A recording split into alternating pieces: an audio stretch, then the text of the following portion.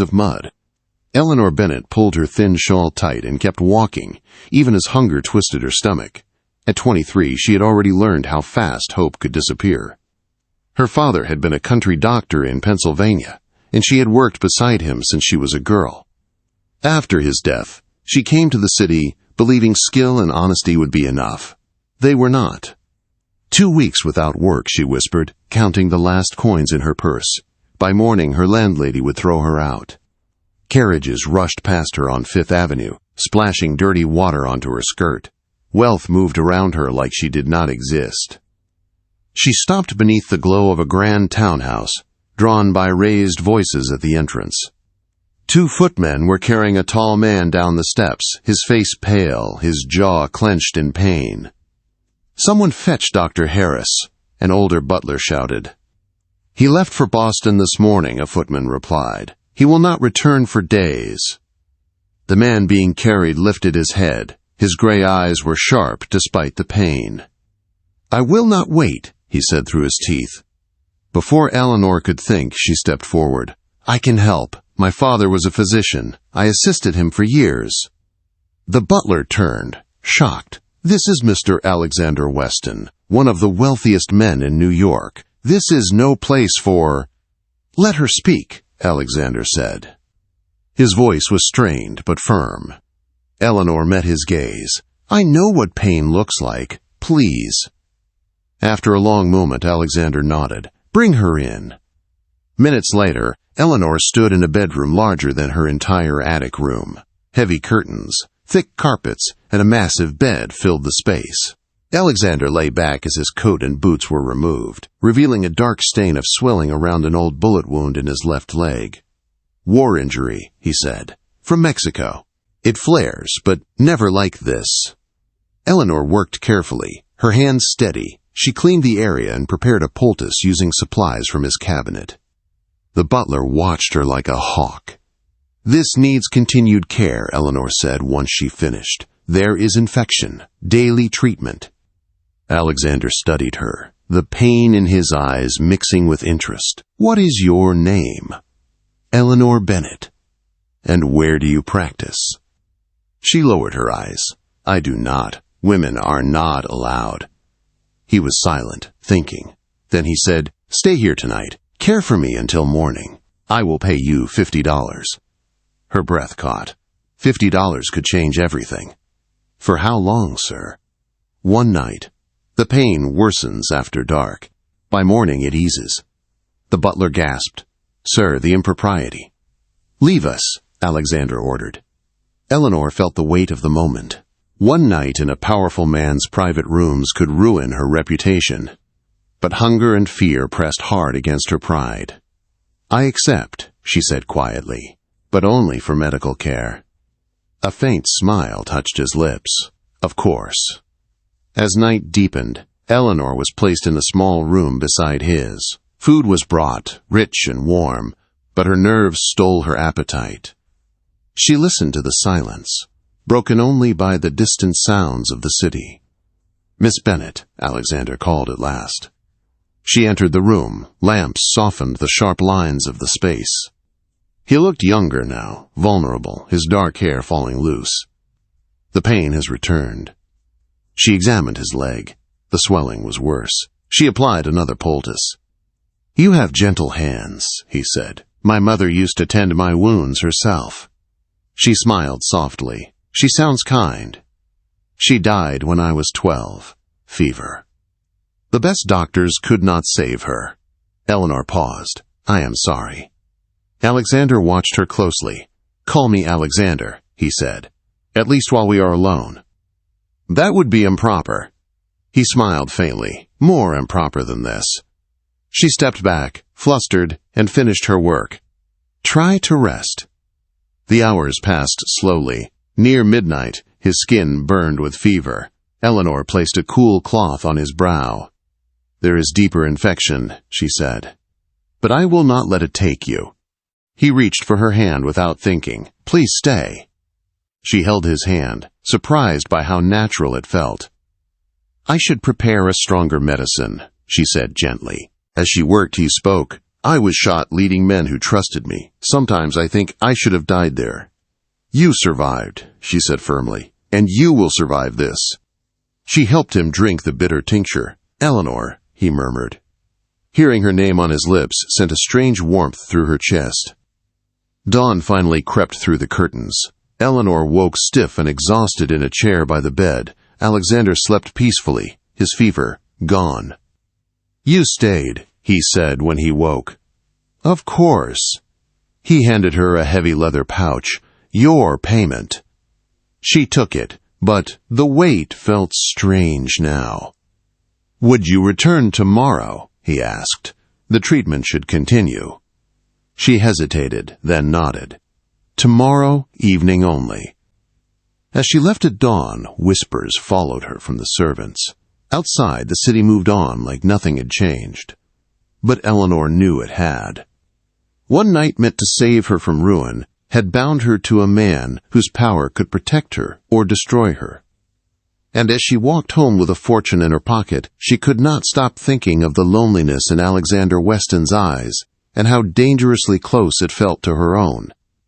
Eleanor did not sleep that day. She paid her rent, bought bread and clean linen, and sat on the edge of her narrow bed staring at the wall. The heavy pouch of money lay beside her, proof that the night had been real, yet her thoughts were not on the coins.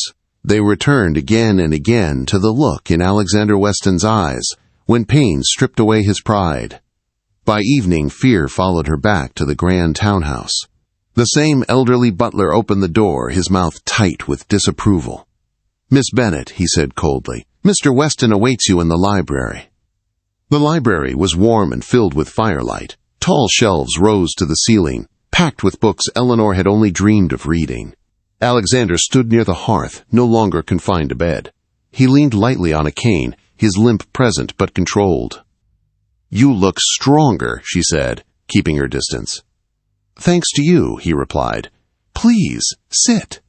She hesitated, then did. Tea waited on a small table. This felt too much like a social visit, not a medical one. Your leg, she prompted. Much improved, but that is not why I asked you here. Her fingers tightened around her cup. Then why? Alexander studied her carefully. I made inquiries about you. Her heart sank. Inquiries. Your father was Dr. Thomas Bennet, respected and skilled. You worked beside him for years. After his death, you came here and were forced into positions beneath your abilities because you would not compromise yourself. Eleanor stared. How do you know this? I have resources, he said simply, and I wish to be certain of what I already believed. Which is, that you are a physician in all but name, and that this city wastes your talent. He stood and walked slowly before the fire. I want to offer you a position on my estate outside the city. You would care for my staff, my tenants, and the nearby town. You would practice openly under my protection. The words stole her breath. That is impossible. A woman cannot serve as a doctor. She can, if no one dares to challenge her, he said, and no one will challenge me. Suspicion rose through her hope. What do you want in return? He turned sharply. Do you think I seek payment of that sort? Forgive me, she said quickly, but generosity from a man of your position invites assumptions. Let them assume, he replied. I care little for gossip. I care for ability, and for what you did for me when I was helpless. His honesty unsettled her more than any demand would have, yet fear remained. Before she could answer, the door opened. Lady Margaret Holloway entered without waiting for permission, her smile sharp and satisfied. Alexander, she said, how fortunate to find you entertained. Eleanor felt the blood drain from her face. Lady Holloway's eyes swept over her with thinly veiled contempt. Miss Bennet, how surprising to see you here again. She was providing medical care, Alexander said coldly. Medical care, Lady Holloway echoed. Of course. She stepped closer, lowering her voice just enough to sting. I do worry about your reputation, my dear. A woman leaving a gentleman's rooms at dawn invites misunderstanding. There was nothing improper, Eleanor said, though her voice trembled. Perhaps, Lady Holloway said, but society prefers stories to truth. Alexander stepped between them. "Enough. Miss Bennet is under my protection. Any insult to her is an insult to me." Lady Holloway stiffened. "You would defend a woman like this?" "I would defend anyone wronged by cruelty and lies," he said. Silence followed, heavy and dangerous. Lady Holloway forced a smile. "Very well. I see I am no longer welcome. Come," she said to her daughter. "We would not wish to intrude on such important consultations." When she left, Eleanor's legs felt weak. "You did not have to do that," she whispered. "I did," Alexander replied, "and I will again." That night, Eleanor returned home shaken. By morning, rumors had already begun. Her landlady's eyes lingered too long. Neighbors whispered behind closed doors. Yet the next evening, Eleanor packed her bag and traveled with Alexander's carriage to his estate. The countryside opened before her, wide and green, far from the choking streets of the city. The estate was large, but the village beside it was poor. Children coughed. Old men limped untreated. Women hid pain behind tired smiles. Eleanor went to work at once. Days turned into weeks. Her hands were never idle. She treated fevers, stitched wounds, delivered babies. People began to trust her, then rely on her. They called her doctor without irony. Alexander watched quietly from a distance. He never crossed her boundaries, yet his presence was constant. He ensured supplies arrived, defended her authority, silenced critics with calm strength. In the evenings, they spoke by the fire, about books, about war, about loneliness. He told her of the battlefield and the men he lost. She told him of her father and the joy of healing. The space between them filled with something neither named. One evening, as autumn leaves fell, Alexander spoke softly. "You have changed this place." "So have you," she replied. Their eyes met, and the unspoken truth trembled between them. The world would never allow what was growing, yet neither could deny it now. Some bonds, Eleanor realized, formed not in passion, but in care, and those were the hardest to break. Winter came early that year, laying frost over the fields and silence over the estate.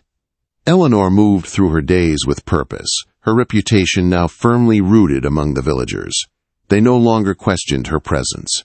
They trusted her hands and her judgment. Children ran to her when they fell. Mothers waited for her advice. The title doctor no longer felt borrowed. It felt earned. Yet beyond the village, the world was not as kind.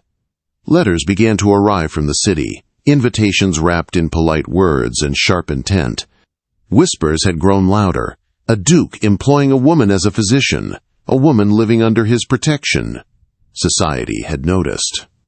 Alexander read the letters without comment, his jaw tightening each time. Eleanor saw the strain he tried to hide.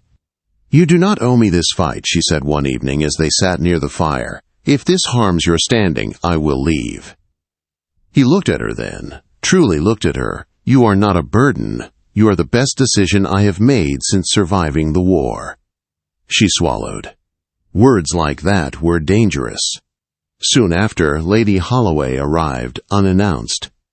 She stood in the drawing room, elegant and cold, her eyes scanning Eleanor with open judgment. "You have made quite a spectacle of yourself, Miss Bennet," she said. "Playing doctor in the countryside does not erase what people believe." "Say what you came to say," Alexander replied sharply. Lady Holloway smiled thinly. "Society is patient, but it does not forget. If this arrangement continues, rumors will harden into truth. Your name will suffer, and hers will be ruined beyond repair." Eleanor felt the familiar fear rise. This was the cost she had always known would come. "Enough," Alexander said. "You will leave." Lady Holloway paused. "Or what?" "Or you will discover just how little I value the approval of people who mistake cruelty for virtue." When she was gone, silence filled the room. That night, Eleanor stood awake in her small cottage, staring at the ceiling. She had built a life here, one she loved, but it was balanced on Alexander's protection. That truth sat heavy in her chest. By morning, she had decided. She found Alexander on the terrace, walking slowly with his cane. "I will leave," she said before fear could stop her. "I will return to the city. I can find work quietly, without drawing attention to you." He stopped. "No. This cannot continue forever," she said softly. "I will not be the reason you are pulled down." He stepped closer, his voice low but steady. "You are not the reason. You are the answer." She shook her head. "The world will never accept this." "Then we will build something it cannot ignore," he said. "I am tired of surviving alone, and I will not let you face this world alone again." He reached into his coat and held out a small velvet box. Eleanor's breath caught. "I offered you protection once for a night," he said. "You gave me back my life. I will not pretend this bond is anything less than what it is." He opened the box, revealing a deep blue stone set in silver. "I am asking you to stand beside me, not behind me, as my wife, as my equal, as the woman who healed me when I was weakest." Tears blurred her vision. "People will talk." "Let them," he said gently. "We will still be here when they grow tired of talking." She thought of the frightened woman on the street, counting coins in the rain.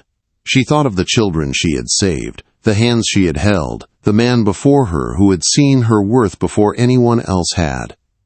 "Yes," she said, "not because you are a duke, but because you are the first man who never asked me to be smaller." Alexander slipped the ring onto her finger and pulled her into an embrace that felt steady and safe, not rushed, not stolen. Spring came again, brighter than before.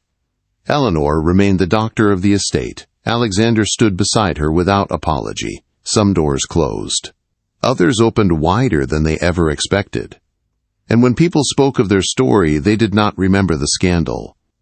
They remembered that a wounded man once offered a fortune for a single night of care, never knowing that his fragility would awaken a love strong enough to change both their lives forever.